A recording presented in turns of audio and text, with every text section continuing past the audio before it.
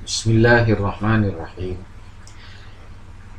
Innal hamdalillah nahmaduhu wa nasta'inuhu wa nastaghfiruh wa na'udzu billahi min syururi anfusina wa min sayyiati a'malina.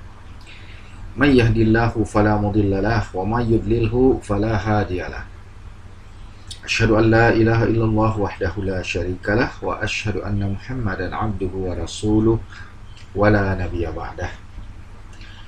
Ya ayyuhalladzina amanu taqullaha haqqa tuqatih wa la tamutunna illa wa antum muslimun.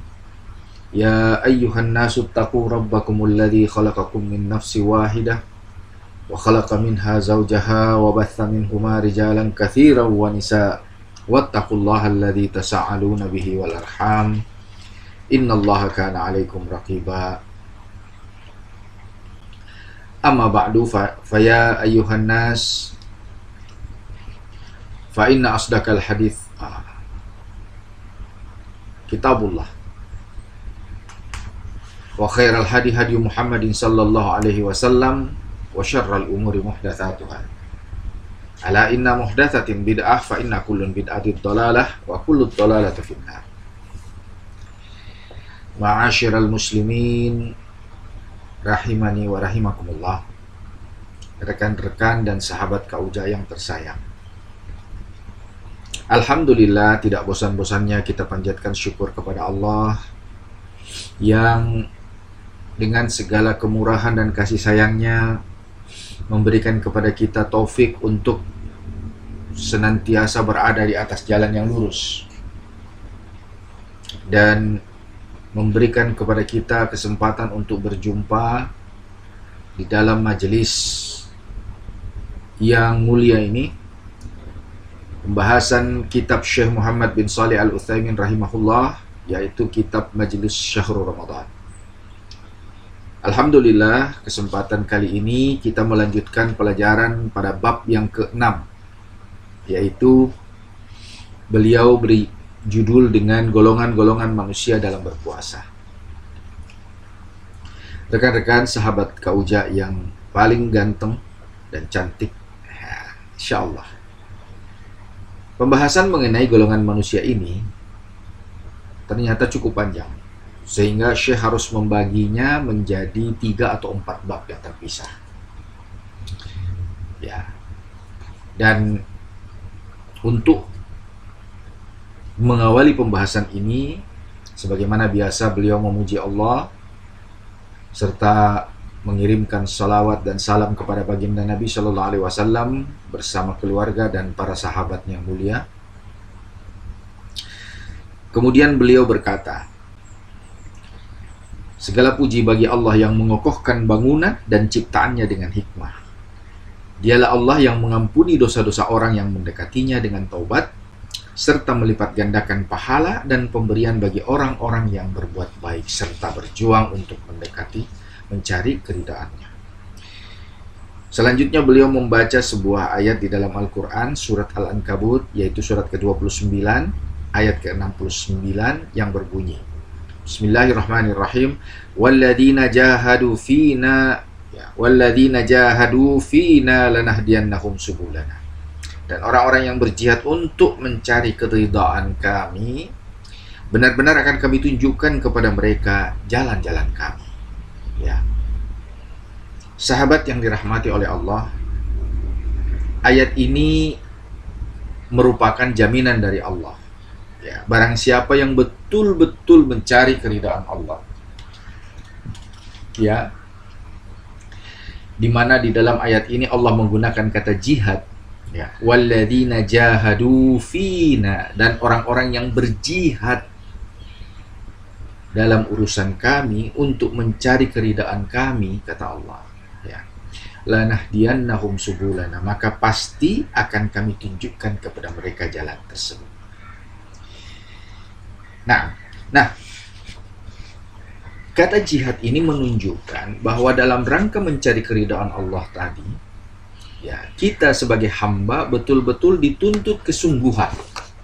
Ya, sebab makna dari kata jihad itu bukan perang, ya, tetapi kata jihad itu berasal dari kata jahada yang berarti kesungguhan, bersungguh-sungguh. Ya, kalau bahasa Jakartanya atau Betawinya mungkin ngotot gitu. Ya, ya. Jadi orang yang betul-betul ngotot dalam mencari ridha Allah, ya dengan berbagai macam, termasuk seperti yang kita sedang lakukan pada saat ini, bukan?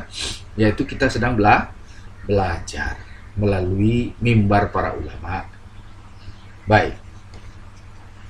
Kemudian beliau berkata, saudaraku, di dalam majelis kali ini telah disebutkan bahwa hukum puasa yang sampai saat ini tidak tergoyahkan awalnya memiliki dua fase. Ya, seperti yang kemarin kita bahas, bukan? Ada dua fase. Ya, yaitu yang fase pertama itu kan yang masih boleh fidyah ya, tanpa alasan. Tetapi kemudian didatangkan ayat yang kedua yaitu Al-Baqarah 185 yang menghapuskan, ya. Jadi tidak boleh lagi membayar fidyah bagi orang yang mampu berpuasa tanpa ada uzur atau halangan. Nah, selanjutnya kata Syekh, orang-orang yang berpuasa mereka sendiri terbagi menjadi 10 kelompok. Tuh kan banyak, ya kan? 10 kelompok, teman-teman. Ya, ini penting bagi kita untuk kita ketahui karena jangan sampai kita masuk di salah satu kelompok yang telah Allah tentukan sesuai dengan penjelasan Syekh sebentar. Ya, tetapi kita masih melanggar. Nah, ini salah satu bentuk kerugian orang-orang yang masuk di bulan Ramadan tanpa ilmu. Ya kan? Jadi dia masuk di dalam bulan Ramadan, kemudian mengerjakan ibadah di bulan Ramadan, ternyata dia salah dalam ibadah tersebut. Maka bisa jadi ya dia seperti orang yang berpuasa tidak dapat apa-apa kecuali lapar dan haus saja, kata Nabi. Nah, baik. Selanjutnya beliau berkata, di antara 10 kelompok itu masing-masing dijelaskan sebagai berikut. Yang pertama, kelompok yang pertama ya, muslim yang baligh, berakal, mukim, artinya bukan tidak melakukan safar, tinggal di dalam kotanya sendiri. Kemudian mampu, ya mampu dalam pengertian sehat walafiat dan tidak ada halangan. Baik. Nah, kelompok yang pertama ini kata Syekh, wajib baginya melakukan puasa pada bulan Ramadan. Tidak boleh menunda dan tidak pula boleh mengakhirkannya. Sebagaimana dalil dari Al-Quran dan Sunnah serta ijma'nya para ulama. Selanjutnya beliau mengemukakan dalil yang pertama adalah surah Al-Baqarah ayat 185 seperti yang kita sudah baca dan pelajari bersama pada bab-bab yang lalu. Ayat itu berbunyi, Syahrul Ramadan alladzi unzila fihi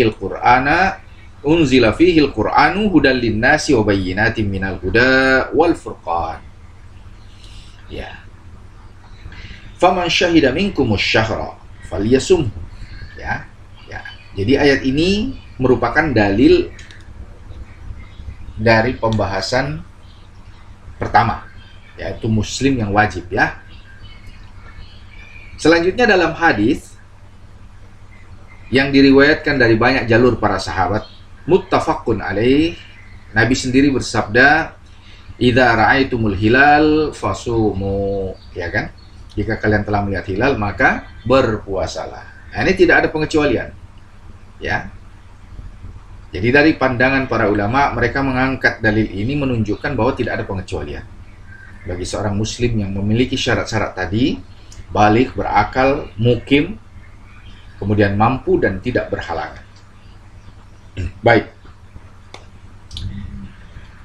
Berikutnya, telah ada ijma' dari para ulama Islam tentang wajibnya puasa bagi orang yang memiliki sifat-sifat di atas tanpa boleh ditunda pelaksanaannya. Adapun orang kafir, kata Syekh, maka tidak wajib baginya berpuasa. Bahkan puasanya tidak sah. Ya. Sebab ibadah ini tidak diperuntukkan baginya. Nah, teman-teman yang dicintai oleh Allah, saya pernah menemukan ya sebuah cuplikan video tentang orang-orang non-muslim, ya, orang-orang kafir yang ikut-ikutan berpuasa karena dia berada di dalam satu wilayah dengan kaum muslimin. Nah, orang-orang yang kurang agama atau kurang ilmu akan memuji mereka. Ya, akan memuji mereka dan eh, menganggap bahwa inilah potret toleransi yang paling bagus. Akibatnya mereka memuji si kafir tadi, dan dalam penutup komentarnya dia katakan bahwa kaum muslimin belum tentu melakukan hal yang serupa ketika berada di tempatnya orang, di negerinya orang kafir, ya. Nah, tanpa disadarinya orang yang berkomentar ini telah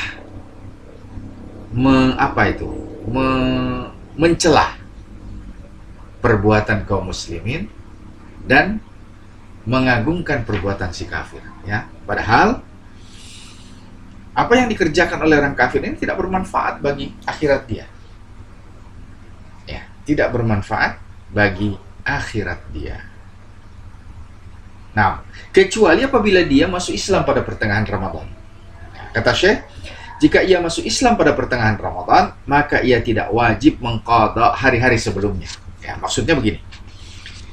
Seorang kafir pertengahan Ramadan, ya terserah lah ya, mungkin di awal minggu, pertengahan minggu kedua, minggu ketiga atau minggu keempat. Ketika dia masuk Islam, ya dia menjadi mu'allafat, misalnya 10 hari Ramadan, maka 10 hari ini tidak perlu diqadha.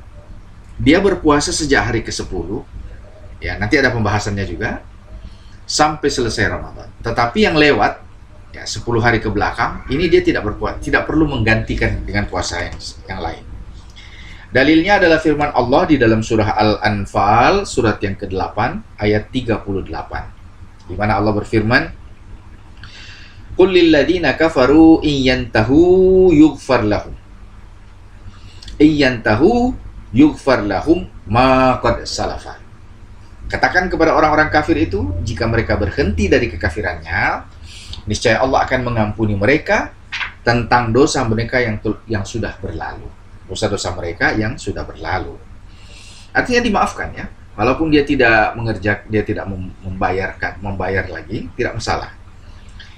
Baik, kemudian Syekh menjelaskan, sekiranya ia masuk Islam pada siang hari bulan Ramadan, maka ia wajib untuk segera menahan diri seperti layaknya orang yang berpuasa.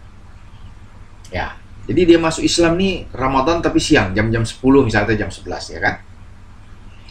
Maka setelah dia masuk Islam, dia harus menahan diri dari makan dan minum sampai berbuka di waktu maghrib. Ya, tetapi apa yang dia tinggalkan tidak wajib diqadha, tidak wajib dia ganti, termasuk puasa hari itu yang dia tidak sempurna kan, karena dia tidak makan sahur dan dia tidak berniat di awal waktu.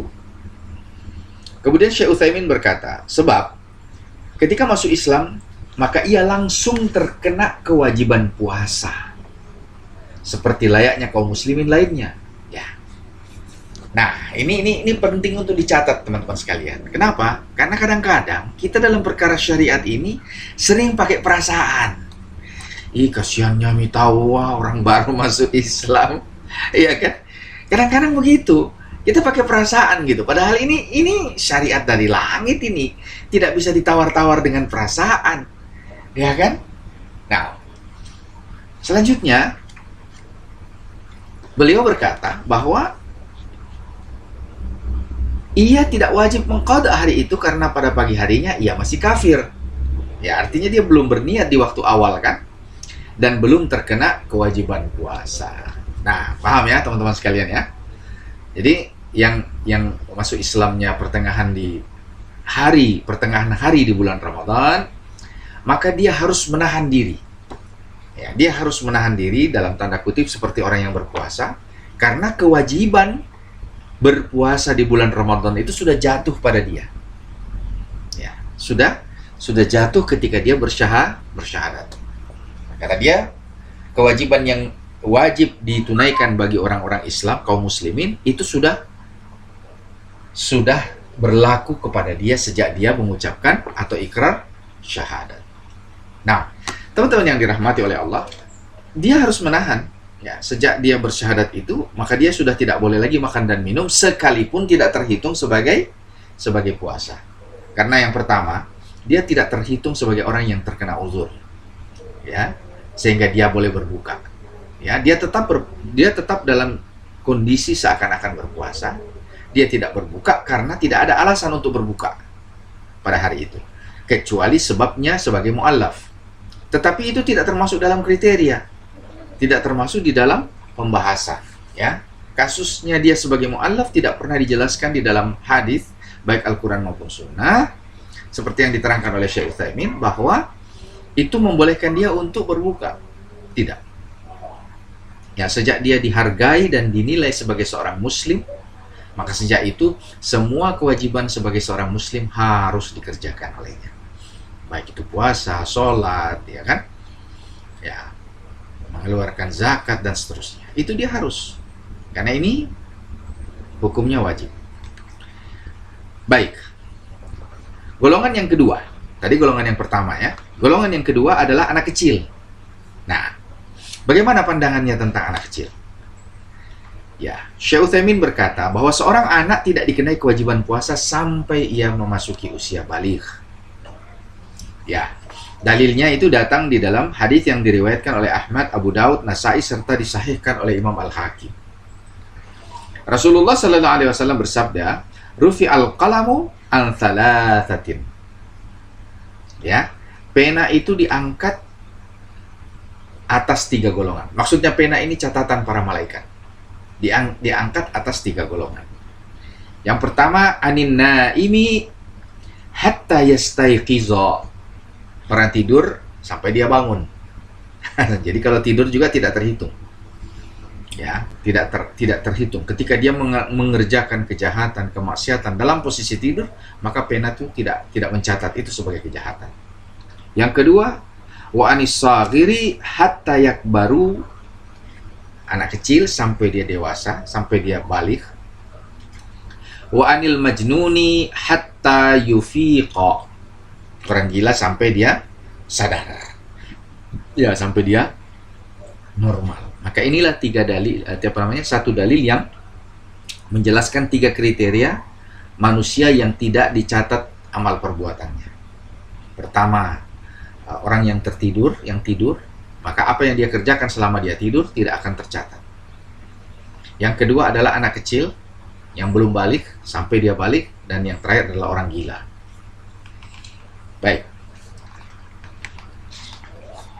Ya, selanjutnya Syekh mengatakan, meskipun demikian, sebaiknya wali anak tersebut menyuruhnya berpuasa jika dia memang mampu, sebagai suatu latihan baginya, agar kelak dia terbiasa melakukan amal-amal ketaatan ketika dia telah balik nantinya, sebagaimana yang telah dipraktikkan oleh para salafus saleh, yaitu para sahabat Nabi. Ya, mereka membiasakan anak-anak mereka berpuasa meskipun mereka masih kecil.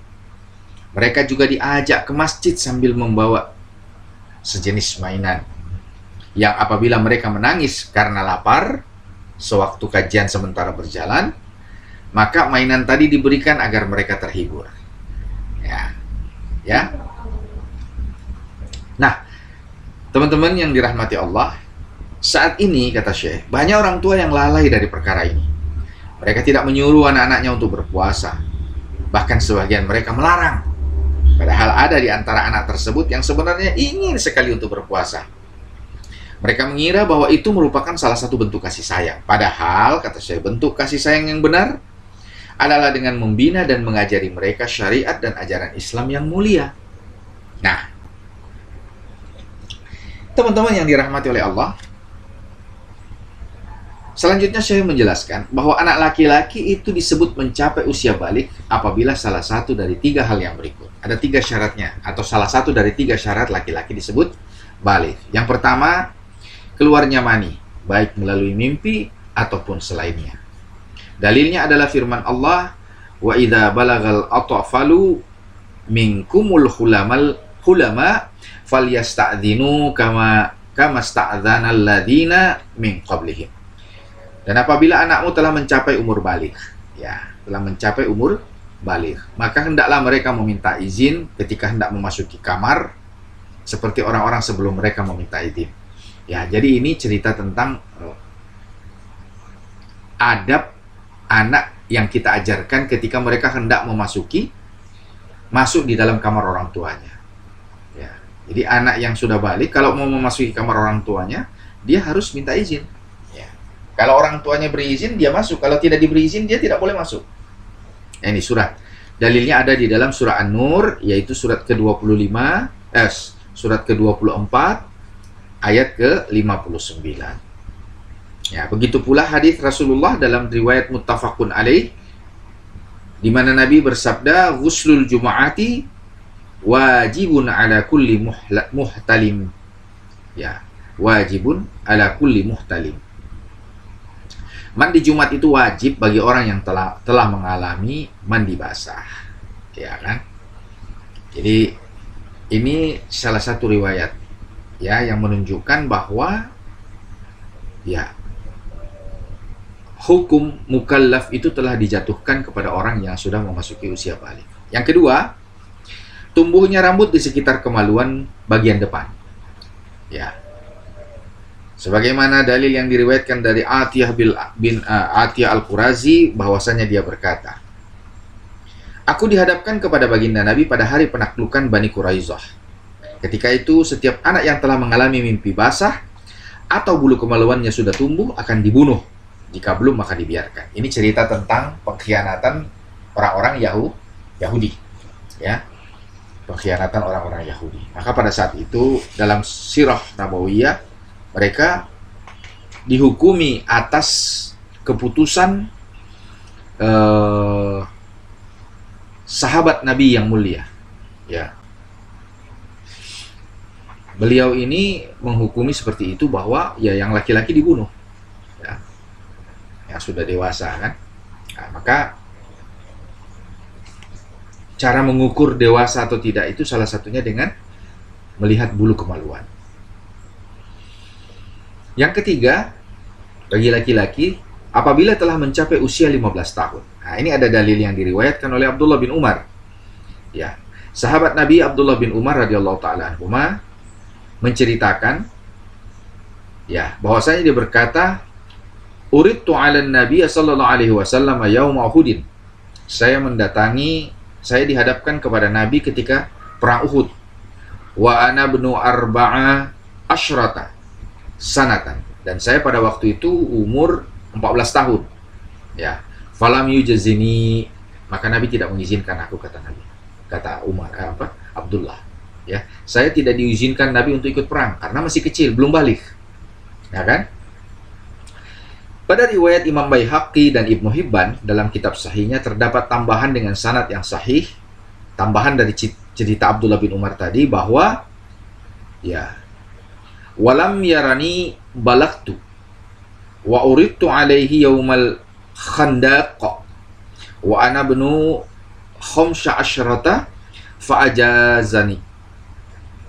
Ya.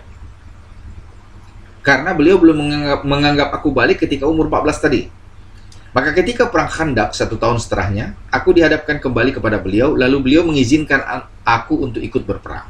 Pada waktu itu aku berusia 15 tahun. Nah, ini salah satu patokan yang digunakan oleh para alim ulama ya dalam berfatwa bahwa masuknya usia balik itu adalah pada umur 15 tahun. Ya. Baik. Ibnu Nafi berkata, "Aku mendatangi Umar bin Abdul Aziz." Ya, Umar bin Abdul Aziz ini adalah cucu daripada Umar bin Khattab dari jalur ibunya, dari ibu Umar bin Abdul Aziz. Ya. Jadi ibunya Umar bin Abdul Aziz ini adalah menantu Nabi Sallallahu Alaihi Wasallam. Baik, ketika beliau sedang menjabat sebagai khalifah Umar bin Abdul Aziz, lalu disebutkan hadis tadi dan dia pun menjawab, "Inilah batas antara anak kecil dan orang dewasa." Kemudian beliau menulis surat kepada para pegawainya agar menetapkan jatah pemberian kepada siapapun yang sudah berusia 15 tahun. Artinya sudah mendapatkan pembagian dari negara di masa Umar bin Abdul Aziz karena dia sudah balik. Hadis ini diriwayatkan oleh Imam Bukhari. Baik, hal yang sama juga berlaku untuk wanita. Namun ada satu tanda lain yang menunjukkan bahwa ia telah mencapai usia balik, yaitu haid. Nah, Jika ia telah mengalami haid, maka ia sudah balik, meskipun usianya kurang dari 10 tahun. Pada saat itu ia telah dibebani kewajiban menjalankan syariat, dan amalnya pun sudah mulai dicatat. Ya, berikutnya kata Syekh, jika seseorang mencapai usia balik pada siang hari bulan Ramadan dalam keadaan yang sedang berpuasa, maka ia lanjutkan. Ya, misalnya anak-anak kita itu siang hari itu dia bermimpi. Ya, dia tidur siang, dia bermimpi. Ya, mimpi basah. Ya, masuk di bulan Ramadan. Maka dia lanjutkan. Ya, dia lanjutkan. Dia tidak batalkan puasanya, tapi dia lanjutkan kata Syekh. Dan tidak ada masalah. Jika pada saat itu orang itu sedang tidak berpuasa, maka ia langsung menahan diri seperti layaknya orang puasa hingga terbenamnya matahari. Ya, jadi seperti tadi ceritanya orang kafir yang mu'allaf. Ia tidak wajib mengqadha hari itu sebab pada pagi harinya dia belum dikenai kewajiban. Ya, sama pembahasan tadi dengan orang kafir. Orang mu'allaf, maaf, bukan orang kafir, orang mu'allaf. Baik, sahabat Kauja yang tersayang, berikutnya golongan yang ketiga. Ya, tadi pertama mukmin, yang kedua anak-anak. Sekarang golongan yang ketiga, yaitu orang gila.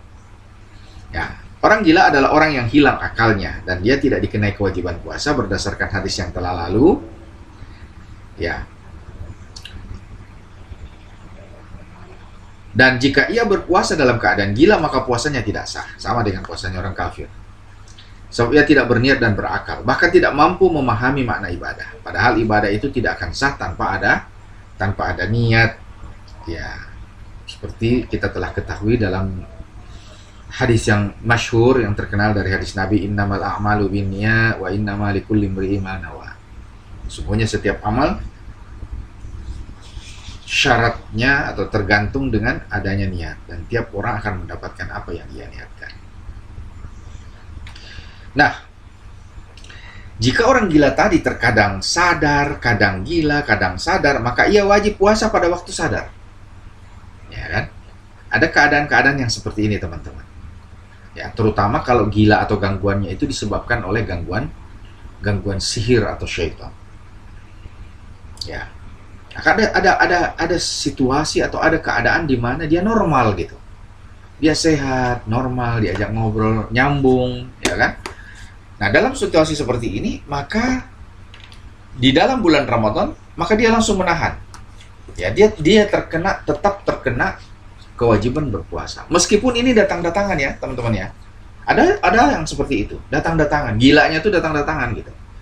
Nah, maka dalam kasus yang seperti ini, orang yang seperti itu apabila ada di antara anggota keluarga kita misalnya, maka disampaikan kepada dia, ya kau harus puasa. Kau harus puasa. Ya kan? Maka dia pun diperintahkan untuk berpuasa. Ya. Tetapi bila sebaliknya, jika ia telah berpuasa, ya, dia telah bangun sahur, ya kan? Kemudian dia mulai berpuasa, pada pertengahan waktu, misalnya memasuki waktu asar umpamanya, penyakitnya datang. Gilanya kambuh gitu. Ya. Maka kata Syekh, puasanya tidak batal. Ya, puasanya tidak batal. Sebab sebelumnya ia telah meniatkan puasa dalam keadaan sadar, sehingga niat puasanya tersebut sah. Ya. Baik. Teman-teman yang dirahmati oleh Allah, ini adalah keterangan yang menunjukkan bahwa niat berpuasa itu memang merupakan sesuatu yang sangat utama. Ya. Apabila dia tidak berbuka, si orang gila ini tidak berbuka sampai waktu maghrib, kemudian setelah maghrib dia berbuka, maka puasa itu di mata Allah dihitung sebagai sebuah puasa yang sah. Persis sebagaimana kejadian apabila seseorang itu pingsan pada siang hari karena suatu penyakit atau perkara lainnya, kata Syekh. Maka pada peristiwa ini puasanya sah. Ya.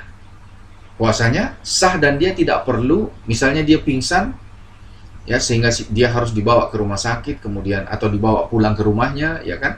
kemudian dia tertidur, selama pingsan itu dia diistirahatkan, ya kan? Dan dia terbangun, sadarkan diri ketika maghrib. Ya, maka hari itu dia tidak wajib mengqada puasa. Karena puasanya dihitung sah. Ya. Alasan berikutnya kata Syekh, tidak ada dalil yang menunjukkan bahwa puasa orang tersebut jadi batal. Ya, apalagi bila kegilaan itu hanya terjadi pada waktu-waktu tertentu. Nah, berdasarkan pernyataan ini, maka orang gila tadi tidak wajib mengqada puasanya.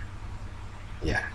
Namun jika orang itu sadar pada siang hari bulan Ramadan, maka ia wajib menahan diri sebagaimana layaknya orang puasa sampai terbenamnya matahari. Karena ia ketika sadar telah terkena kewajiban puasa. Tapi ia tidak harus mengqada hari itu. Tidak harus dia qada, ya, sama dengan kasus mu'allaf tadi, bukan? Nah, itu yang golongan yang ketiga. Berikutnya golongan yang keempat adalah orang tua yang telah pikun. Ya, kita paham ya. Dan sudah tidak memiliki kemampuan untuk mampu membedakan. Ya, kadang-kadang orang ini sampai dia sudah lupa, saya sudah sholat atau belum. Ya, ini waktunya zuhur atau maghrib.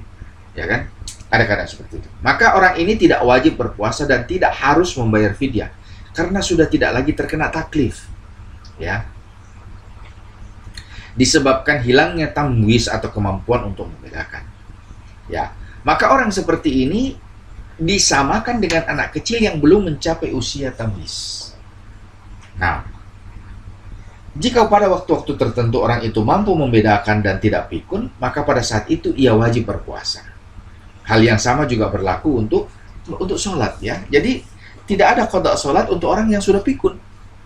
Ya, misalnya dia subuh sudah terbangun, ya. Kemudian dia tidak mengerjakan apa-apa karena dalam kondisi pikun atau demensia, ya, kalau bahasa kedokteran. Kemudian zuhur, asar, maghrib baru dia ngeh. Iya, ini jam berapa? Ini sudah jam 6 kek. Oh iya, kakek belum sholat maghrib. Ya, maka zuhur, asar, subuh itu tidak wajib diqada bagi dia. Karena dianggap dia sudah tidak terpikul lagi beban, sama keadaannya seperti anak kecil. Anak kecil tidak berdosa kalau tidak sholat. Ya, baik teman-teman yang dirahmati oleh Allah, maka catatan yang perlu digarisbawahi dalam golongan yang keempat ini adalah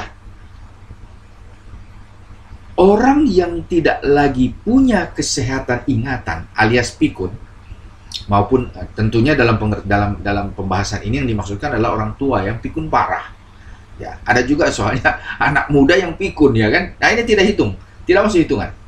Ya kan, yang dimasukkan ini adalah orang-orang yang sudah tua renta, lalu dia sudah pikun, kemudian juga sudah tidak lagi bisa membedakan.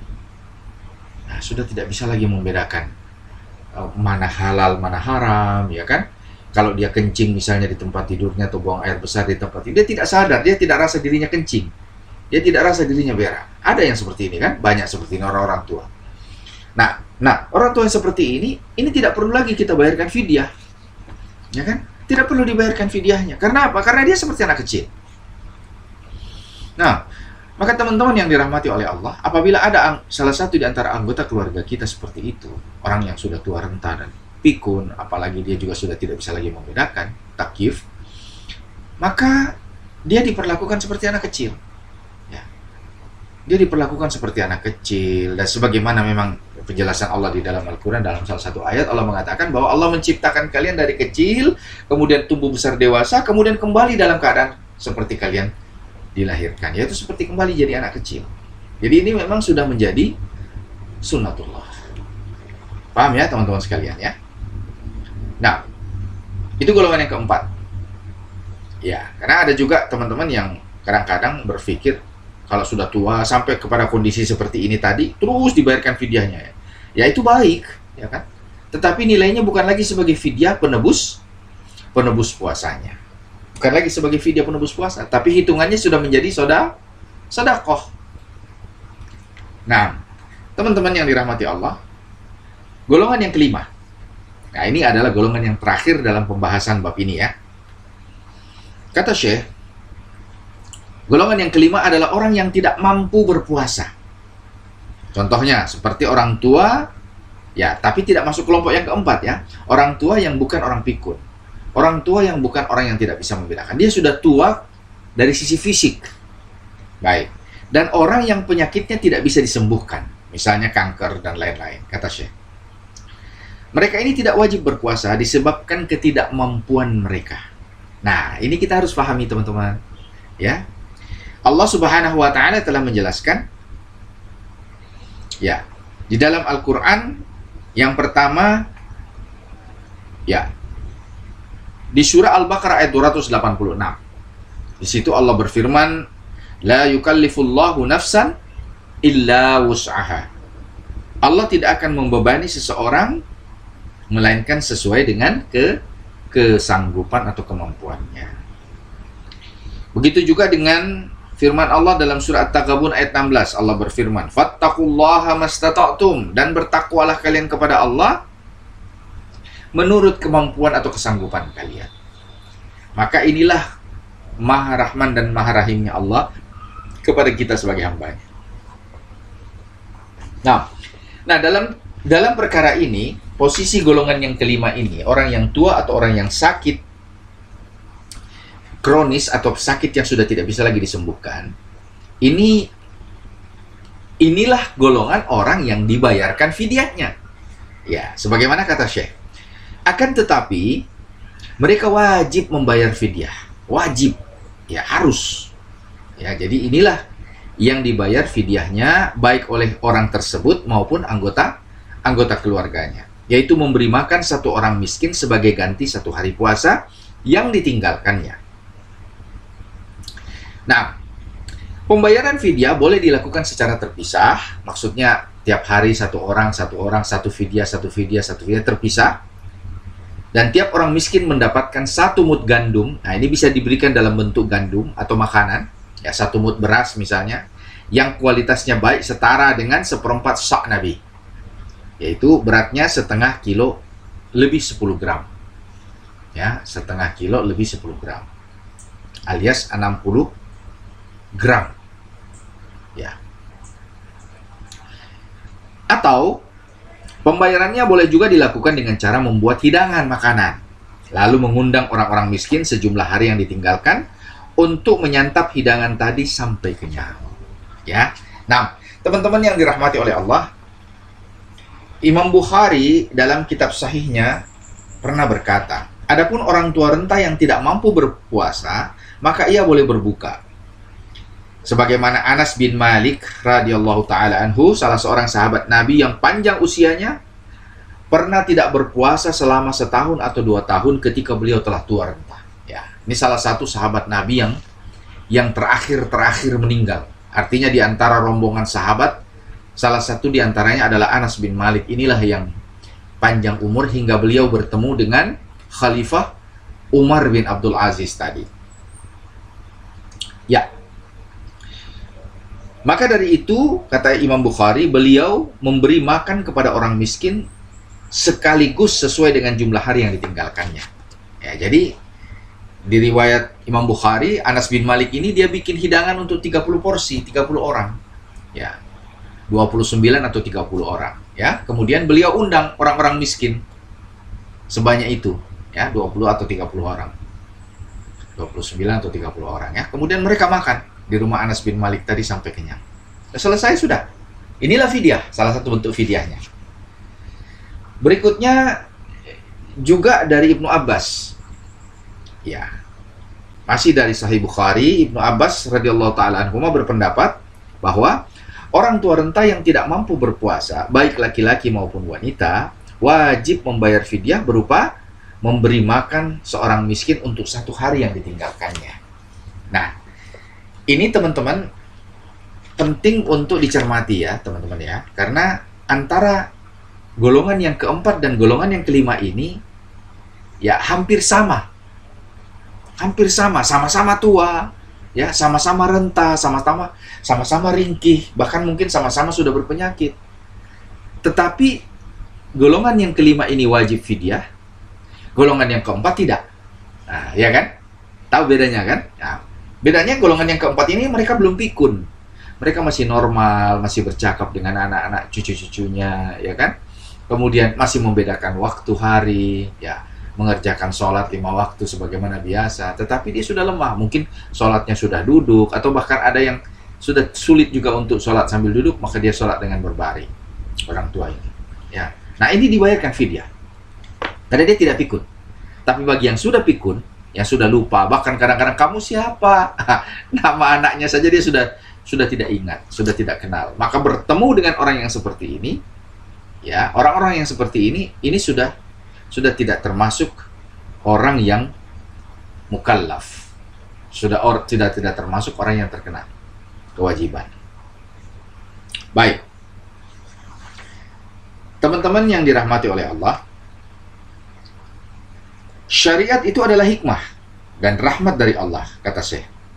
Dengannya Allah menyayangi para hambanya, dan syariat ditegakkan atas dasar kemudahan, rahmat, kekokohan, dan hikmah. Ya, Allah telah mewajibkan setiap mukallaf, yaitu orang yang dikenai beban syariat, untuk menjalankan syariat sesuai dengan kondisinya, agar semuanya mampu melaksanakannya dengan dada yang lapang dan jiwa yang tenang. Nah, teman-teman, sahabat Kauja yang paling cakep, inilah penghujung bab yang ke-6 yang merupakan pembahasan pertama dari 3 atau 4 bab tentang golongan orang yang berpuasa. Ya, pada bab ini beliau menyajikan pembahasan tentang 5 jenis manusia yang penting untuk kita ketahui dalam menyikapi kewajiban puasa. Ya, yang pertama seorang mukmin yang sehat, yang kedua anak-anak, yang ketiga orang gila, yang keempat orang tua pikun, dan yang kelima adalah orang tua yang tidak pikun. Ya, ada 2 jenis, pikun dengan tidak pikun. Yang satu pikun tidak wajib fidyah, tidak lagi harus fidyah dan tidak mesti qada, sedangkan yang tidak pikun maka dia wajib fidyah. Ya. Baik, teman-teman yang dirahmati oleh Allah, mudah-mudahan sekelumit pembahasan bab yang ke-6 ini mengenai 5 golongan pertama terhadap orang-orang yang berpuasa ini bisa menambah pengetahuan dan ilmu bagi kita untuk kita bisa sikapi insya Allah satu bulan ke depan di bulan Ramadan, dan bersiap untuk menghidupkan ilmu ini atas izin Allah. Teman-teman sekalian, bagi teman-teman yang memiliki pertanyaan seputar pembahasan atau yang di luar pembahasan, silahkan mengisi kolom komentar. Insya Allah Kauja akan membalas, ya, merespon komentar teman-teman sekalian di dalam kolom tersebut. Semoga Allah memudahkan urusan kita dan mencukupkan waktu bagi kita untuk bisa menyelesaikan bulan Ramadan pada tahun ini insya Allah bersama-sama dan berada di dalam kemenangan. Amin ya rabbal alamin. Baik, kita tutup majelis kita dengan doa kafaratul majelis dan kalimatul hamdalah. Subhanaka Allahumma wa bihamdika asyhadu an la ilaha illa anta astaghfiruka wa atubu ilaik. Alhamdulillahi rabbil alamin.